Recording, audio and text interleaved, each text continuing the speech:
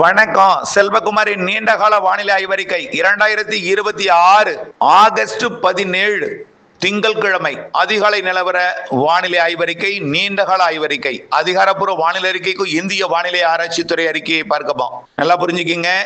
El Nino என்கின்ற ஒரு பெரிய அச்ச வார்த்தை உங்களை கடுமையாக ஆழமாக மனதளவிலே பாதிப்படைய செய்திருக்கிறது. ஆக இந்த அச்ச உணர்வு உங்களை என்ன செய்ய, எதிர்காலத்துல என்ன செய்ய என்கின்ற ஒரு பெரிய மனக்குழப்பத்துல தள்ளி இருக்கு. நல்லா புரிஞ்சுக்கிங்க.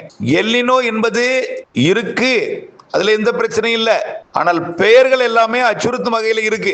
சரி, அது எல் நினோ எப்படி இருந்தாலும் ஆசிய பக்கம் வெப்பம் இருக்கு, தொடர்ந்து ஆசிய பக்கம். அதே போல இந்திய பெருங்கடல் வெப்பம், தென்சீன கடல், தாய்லாந்து வளைகுடா வெப்பம்லாம் அதிகமாவே இருக்கு. எனக்கு ஒன்றும் புரியல. ஆனா எல் நினோவை பத்தி முதல்ல விளக்கம் கொடுத்தது நாம தான். தனியா அறிக்கை இருக்கு. கிட்டத்தட்ட ஒரு 7-8 வருஷத்துக்கு முன்னாடியே நாம அதுக்கு தேவை. எல் நினோ என்பது கண்ணை கட்டி காட்டில் விட்டது போல கலரடிச்சிருந்த அந்த நாம கடல் வெப்பத்தை விலக்கி கூறியது நாம தான். அப்ப என்ன சொன்னோம்? அமெரிக்கா பக்கம் அதிக வெப்பம் இருந்து ஆசிய பக்கம் குறைவாக இருந்தால் எல் நினோ என்றும், ஆசிய பக்கம் அதிகமாக வெப்பம் இருந்து அமெரிக்க பக்கம் குறைவாக இருந்தால் லா நினோ என்றும், சமமாக இருந்தால் நியூட்ரல் என்று சொன்னோம். இப்ப ஒட்டுமொத்த பசிபிக் பெருங்கடல் வெப்ப உயர்வுக்கு சூப்பர் எல் நினோ என்றும், அது அமெரிக்க பக்கம் உயர்ந்திருக்கிறது, ஆசிய பக்கம் இல்லை என்பது போலவா சொல்லப்படுகிறது. ஆனால் குறைந்து கொண்டிருக்கிறது வெப்பம், அது வேற. ஆனால் இன்றைய தேதி வரைக்கும் வங்கக்கடல் வெப்பம் உயர்ந்து கொண்டிருக்கு. அதாவது ஐஓடி என்று நம்ம சொல்லக்கூடிய, அதுக்கும் நாம தான் விளக்கம் கொடுத்த முதல்ல. இந்தோனேஷியா என்று குறிப்பிட்டோம், சுமத்ரா தீவு என்று குறிப்பிட்டும், சோமாலியா பக்கம்னு சொல்லி குறிப்பிட்டும் விளக்கமாக சொல்லி நிழலுக்கோட்டு இந்திய பெருங்கடல் வெப்பத்தை பாசிட்டிவ் ஐஓடி, நெகட்டிவ் ஐஓடி, நடுநிலை ஐஓடி எல்லாமே நம்ம சொன்னோம். ஆகவே இந்திய பெருங்கடல் வெப்பம் கூடுதலாக இருக்கிற காரணத்தினாலே பசிபிக் பெருங்கடல் நிகழ்வு, ஆசிய பக்கத்திலேயே பசிபிக் பெருங்கடல்ல வெப்பம் உயர்வாக இருக்கிற காரணத்தினால நிகழ்வு அடுத்தடுத்து ஜப்பான், சீனா நோக்கி போகணும்னு நீண்ட கால அறிக்கையிலும் சொல்லியிருக்கோம். வலுவான புயல்கள் உருவாகணும்னு சொல்லியிருக்கோம். இது தொடர்ந்து போகாது. வடக்கே குளிர்ந்ததும் படிப்படியாக சூரியன் குத்துக்கதிரி இப்ப எங்க வந்திருக்கு? இப்போ தமிழ்நாட்டின் மீது 17ஆம் தேதி இன்றிலிருந்து விட தொடங்கி, அதாவது 13 டிகிரி வட அச்சரகில் விட தொடங்கி, 8 டிகிரி குமரி முனையில விட தொடங்கி, பிறகு 0 டிகிரி நிலநடுக்கோட்டு பகுதியில் விட வரக்கூடிய செப்டம்பர் 21. ஆகவே சூரியன் குத்துக்கதிர் தெற்கு நோக்கி பயணிக்க தொடங்கி இருக்கிற காரணத்தினாலே வடக்கே குளிர தொடங்கிறோம். படிப்படியா நிகழ்வு எங்க போகும்? சீனா போறது, தைவான் போறது, நேரடியா தென்சீன கடல் வழியாக தாய்லாந்து வளைகுடா வழியாக வங்கக்கடலுக்கு வரும். பொறுத்திருங்கள், ஒவ்வொரு நிகழ்வாக வரும். ஆக மழை பொழிவு தாமதம் தென்மேற்கு பருவமழையை தவிர பெய்ய வேண்டிய மழை சேர்த்து பெய்யும். இப்பவே மேட்டூர் அணை ஆகஸ்ட் மாதம் உயரும் என்று சொன்னோம். நாம நிரம்பும்னு சொல்லல, மாத இறுதியில கர்நாடக அணை நிரம்பும்னு சொன்னோம். கர்நாடக அணை நிரம்பிய பிறகு மேட்டூருக்கு தண்ணீர் திறக்கப்படும். மேட்டூர் அதாவது முழு கொள்ளளவு எட்டலைன்னா கூட ஏறுமுகத்துக்கு போயிட்டே இருக்குன்னு சொன்னோம். நல்லா நினைப்பு பாருங்க. நல்லா ஒவ்வொரு அறிக்கையிலையும் தான் சொல்லிட்டு இருக்கோம். கர்நாடக அணை நிரம்புறதுதான் ஆகஸ்ட். மேட்டூருக்கு அதுக்கப்புறம் தண்ணி வரும். செப்டம்பர் மாதம் நல்ல உயரத்துக்கு போகும். ஆனா மழை எப்போ பெய்யும் சொன்னோம்? தென்மேற்கு பருவமழை எப்பொழுதுமே ஆகஸ்ட்ல தான் பெய்யும். தாமதமாக இந்த வருடம் ஒரு 15 நாள் தாமதமா பெய்ய பார்க்கணும். இன்னும் கொஞ்சம் லேட் ஆகுது, அவ்வளவுதான். எந்த மாற்றமும் இல்லை. மழை தாமதமாக பொழியும். எல்லா மழையும் சேர்த்து இந்த வறட்சி என்று நாம சொல்லக்கூடிய வார்த்தையை நீங்க தயவு செய்து செய்யாதீங்க. பொறுத்திருந்து பாருங்க. வறட்சி அல்ல, குளங்களை நிரப்பும் மழை இருக்கு. வடகிழக்கு பருவமழையை பாருங்க, அதுக்கு முன்னாடியே தென்மேற்கு பருவமழையை பொறுத்திருந்து பாருங்கள், புரியும். செப்டம்பர், அக்டோபர், ஆகஸ்ட் இப்ப எல்லாம் வெப்பசலன இடிமழை பொழிவு, தென்மேற்கு பருவமழை இடிமழை பொழிவு இதுவே 8-10 பெஞ்சிட்டு இருக்கு. நேத்து ஒரு நாள் தான் கேப், இன்னைக்கு பெய்ய போது மறுபடியும், நாளைக்கு இருக்கும். இப்படி நாகப்பட்டினத்துல 12 சென்டிமீட்டர் பெய்தது உண்டு. அதே இடத்துல தலைஞாயிர ஒதுக்கியதும் உண்டு, ஒதுக்கி இருக்கு. புரியுதுங்களா? நன்னிலத்துல அந்த அதற்கு வடக்கே இருக்கக்கூடிய பகுதியெல்லாம் 8-10 பெய்தது உண்டு. கும்பகோணம், அதன் சுற்றுவட்டார பகுதி, பாபநாசம், கபிஸ்தலம் எல்லாம் 8-10 சென்டிமீட்டர் பெய்தது உண்டு. ஆனால் அதே இது முத்துப்பேட்டை ஒதுக்கியது உண்டு. காரணம், முத்துப்பேட்டைக்கு இப்பொழுது எப்போதும் தெற்கு காற்று தான் வீசும். நல்லா நினைத்து பாருங்க. அதாவது ஆடி மாத காற்று கந்தரவு கோட்டையிலிருந்து டெல்டாக்குள் வரும். அதே மாதிரி தெற்குல இருந்து வடக்கு நோக்கி வரும். நீங்க என்னோட சொல்லியிருக்கேன், காற்று எப்போ நிக்கும்னு சொல்லி செப்டம்பர் மாதம் கூட திட்டிருக்கீங்க. இந்த காற்றை எப்போ தெற்கு காற்று நிற்கும் அப்பதான் மேற்குல இருந்து மழை வரும் அப்படின்னு. அதே போலதான் இப்ப தெற்கு காற்று, மேற்குல இருந்து வரக்கூடிய வெப்பசலன மழை தெற்கு காற்றோட வேகத்தை பொறுத்து குறைவாக இருந்தால் திருத்துறைப்பூண்டிக்கு மழை பொழிவு கிடைக்கும். நல்ல வேகம் இருந்தால் அது திருவாரூருக்கு தள்ளப்படும். நல்ல வேகம் இருந்தால் அது கடலூருக்கு தள்ளப்படும், மயிலாடுதுறை நோக்கி. அப்படித்தான் ஓடிக்கொண்டிருக்கிறது. கண்டிப்பாக வேதாரண்யம் உள்ளிட்ட பகுதிகளுக்கு கூட இந்த வாரத்தில் ஒரு மழைப்பொழிவு கொடுக்கும், டெல்டாவிற்குள் வரும். இன்றைக்கு சென்னை உள்ளிட்ட பகுதிகளுக்கும் அனைத்து வட உள் பகுதிகளுக்கும், அதே போல மதுரை உள்ளிட்ட சிவகங்கை உள்ளிட்ட பகுதிகளுக்கும் சேலம் உள்ளிட்ட பகுதிகளுக்கும் இன்றைக்கு மழை இருக்கு. ஆங்காங்கே ஒதுக்கி ஒதுக்கி கோயம்புத்தூர் வடக்கு நீலகிரிக்கும் வால்பாறை கூட நேற்றைக்கு முன்தினம் 5 சென்டிமீட்டர் பெஞ்சிருக்கு. அது புரிஞ்சுக்குங்க. ஆகவே மேட்டூர் அணைக்கு 12,000 கனஅடி வந்துட்டு இருக்கு, 1 டிஎம்சி வந்துட்டு இருக்கு. இதை நாம நீண்ட கால அறிக்கையில் சொல்லியிருக்கோம். 1 டிஎம்சி வரும். எவ்வளவு குறையுது? 19 டிஎம்சி குறையுது. 19 நாள்ல 19 டிஎம்சி நிரம்பும். கேஆர்எஸ் மாத இறுதியில நிரம்பும். கபினி ஆகஸ்ட் முதல் வாரத்தில் நிரம்பணும். நிரம்பி அந்த தண்ணி தான் ஒரு நீர் வந்துட்டே இருக்கு. இது தொடர்ந்து வரும். அது ஏற்கனவே 50,000க்கு போகும், பிறகு 25,000க்கு குறையும், பிறகு 20,000க்கு குறையும், 12,000க்கு 10,000க்கு வந்துடும். அது அப்படியே அந்த 10,000 தொடர்ந்து கொண்டிருக்கும். 8,000க்கு ஒரு சில நாள் போனாலும் 10,000க்கு 12,000க்கு போயிடும். மழை வந்திருக்கும், அதாவது நீர்வரத்து இருந்து கொண்டே இருக்கணும். இப்போ ஏறிக்கொண்டிருக்கு. ஏற்கனவே 40 டிஎம்சி இருந்தது, 35 டிஎம்சிக்கு போய் இப்ப 45 டிஎம்சி தாண்டிட்டு இருக்கு. ஆக 50 டிஎம்சி எட்டக்கூடிய நாள் 25ஆம் தேதி 26ஆம் தேதிக்குள்ள 50 டிஎம்சி எட்டி 100 அடி, சாரி மன்னிக்கவும் 90 அடியை எட்டிடும். எட்டதான் போகுது. 25 26ஆம் தேதி மேட்டூர் 90 அடி எட்டும். 90 அடி இருப்பது என்பது 50 டிஎம்சி நீர் இருப்பு.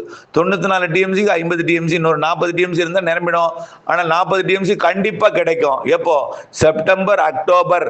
கண்டிப்பா ஒவ்வொரு டிஎம்சியா வந்தா 40 டிஎம்சி 40 நாள் நிரம்பும். 1 டிஎம்சி வந்தாலே 45 நாள்ல நிரம்பிடும். அப்படி கிடையாது. திறக்கப்பட்டால் 1 டிஎம்சி குறையும், 1 டிஎம்சி வரும். அது திறப்புக்கேற்ற வரத்து சமமா இருக்கும். அதனால அதே அளவு மெயின்டைன் ஆகிட்டே இருக்கும். செப்டம்பர் அக்டோபர்ல பெய்யக்கூடிய மழை நிரப்பு மழை 100 அடிக்கு மேல கொண்டு போய்விடும் கண்டிப்பா. ஆக புரிஞ்சுக்குங்க. வடகிழக்கு பருவமழை இந்த ஆண்டு கர்நாடகாவுக்கும் இருக்கு, கேரளாவுக்கும் இருக்கு, தமிழ்நாட்டின் அனைத்து மாவட்டங்களுக்கு இருக்கு. இதுல அதீத மழைப்பொழிவு டெல்டா, அதுலயும் குறிப்பா தெற்கு டெல்டா, கிழக்கு டெல்டா, அதுலயும் தென் மாவட்டங்களின் ஒட்டுமொத்த பகுதி அதிகம் என்னது, 4 மூக்கு கூத்துல எல்லாம் குறைந்த நேரத்தில் அதிக மழை பொழிவு கொடுக்கவும், இலங்கைக்கு மிக மிக அதிகம் இருக்கும் மழை. கடலோரம், தென்கடலோரம், குமரிமுனை, தென் மாவட்ட மேற்கு தொடர்ச்சி மலை என்று இப்படியே பார்த்தீங்கன்னா குமரி முதல் வால்பாறை வரைக்கும், வால்பாறை தாண்டி மன்னிக்கவும், வால்பாறை கோயம்புத்தூர் மாவட்டம் வரைக்குமே நல்ல மழை கிடைக்கும். ஏன் சார்? நீலகிரிக்கும் உண்டு, ஈரோடு வரைக்குமே கிடைக்கும். கிருஷ்ணகிரி சராசரி மழை கிடைக்கும். தருமபுரி கொஞ்சம் கூடுதல் கிடைக்கும். சேலம் இன்னும் கொஞ்சம் கூடுதல் கிடைக்கும். நாமக்கல் இன்னும் கூடுதல் கிடைக்கும். கரூர், திருச்சி இன்னும் கொஞ்சம் கூடுதல் கிடைக்கும். டெல்டா, புதுக்கோட்டை நல்ல மழை கிடைக்கும். கடலோரம் அதை விட அதிகம். இன்னும் தெற்கே தூத்துக்குடி, ராமநாதபுரம் இன்னும் அதிகம். அதிலே தூத்துக்குடி, திருநெல்வேலி, கன்னியாகுமரி, தென்காசி, இந்த மேற்கு தொடர்ச்சி மலை, தேனி மாவட்ட பகுதி, மதுரை, விருதுநகர், திண்டுக்கல் இதெல்லாம் நல்ல மழைப்பொழிவு இருக்கு. தயவுசெய்து புரிஞ்சுக்கோங்க. உங்களுக்கு எல்னினோ, அதாவது வெப்ப அலை, எல்னினோ, அப்புறம் கடுமையான வறட்சி, இதெல்லாம் தயவுசெய்து நீங்க இந்த வடகிழக்கு பருவமழை, இந்த இறுதிக்கட்ட தென்மேற்கு பருவமழை நீங்க சேகரிச்சிட்டீங்கன்னா அடுத்த ஆண்டு உங்களுக்கு முழுமையாக கை கொடுத்துரும். கண்டிப்பா அது சேகரிக்கிற அளவுக்கு மழை இருக்கும். ஆனால் நாம உடைப்படுத்தி விடாமல் கரையை பலப்படுத்தி வைத்திருந்தாலே கண்டிப்பா நாம அடுத்த ஆண்டு கோடையை சமாளிச்சிடலாம். கண்டிப்பா அணைகளை எல்லாம் நாம நிரப்புவதற்கு தென் மாவட்ட அணை கண்டிப்பா நிரப்புவது, உள்ளணைகள் நிரம்புவதற்கு ஏற்ற மழைப்பொழிவு இருக்கு. பொறுத்திருங்கள், எல்லா மாதிரிகள் மாறி வரும். நல்ல மழைப்பொழிவு கிடைக்கும், நம்பிக்கையுடன் இருங்கள் என்று அன்போடு கேட்டுக்கொள்கிறேன். 2027 ஜனவரி 10 வரைக்கும் வடகிழக்கு பருவமழை வலுவா இருக்கு. தென்மேற்கு பருவமழை வடகிழக்கு பருவமழை தொடங்குவதற்கு முன்பே வலுவாக பெய்யும்.